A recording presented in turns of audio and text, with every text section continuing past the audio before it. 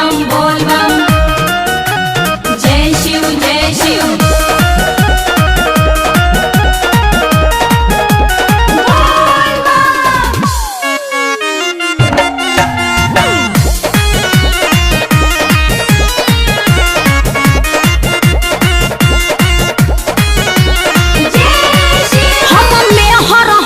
तोहार के नौकरानी है कि तू जैसे चाहे लिखबा वो कहानी है।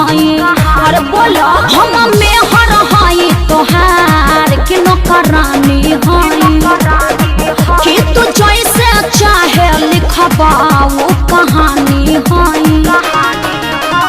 हर साल देवा घर चला अकेले असहम हो जाए।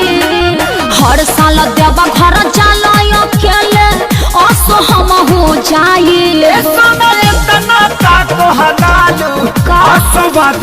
भाई खाली झूठ तो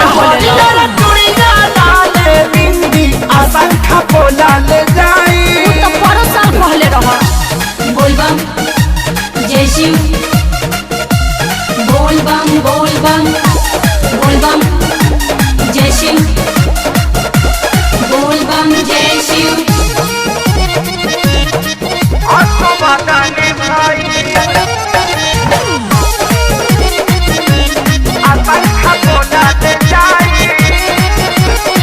तोहराए भुलावैला से ना भुलाए बात जानला।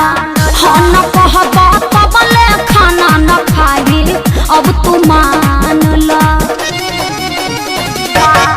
तोहरी गौरी लेनी हो दावा सुनाए धानिया बोली हाथ बहू दे सके ते बात परेशानिया हमेशा ये रहेला। हवा तू बहुते चालू तोहरा जाल में हम ना आए।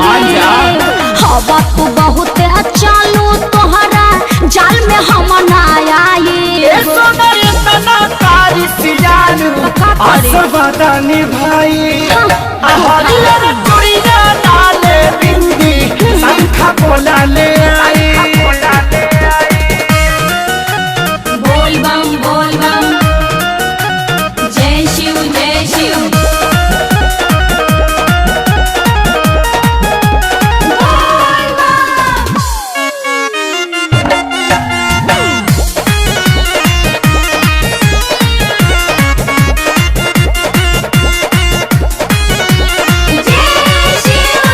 कहिया सोनू रहे तोहर मेरी ना बुझाया।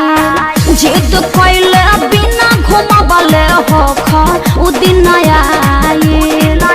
आज ले कहियो घुमाइला नइखेनु कारी हमार सरकारी का करी हम पैसो काटे जिंदगी कुंदन खेसारी। हाँ तो सुन लो कैला जकवनो धोखा तोहके एह बेरा बताए। कैला जकवनो धोखा तोहके एह बेरा बताए। असवदानी भाई सही कहता गुड़िया डाले बिंदी शंखा बोला ले आई। हम मेहर है तोहार के नौकरानी है कि तू जैसे चाहे लिखबा वो कहानी है।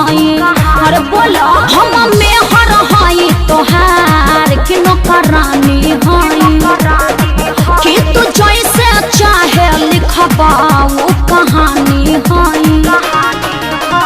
हर साल देवा घर चला अकेले असहम हो जाए।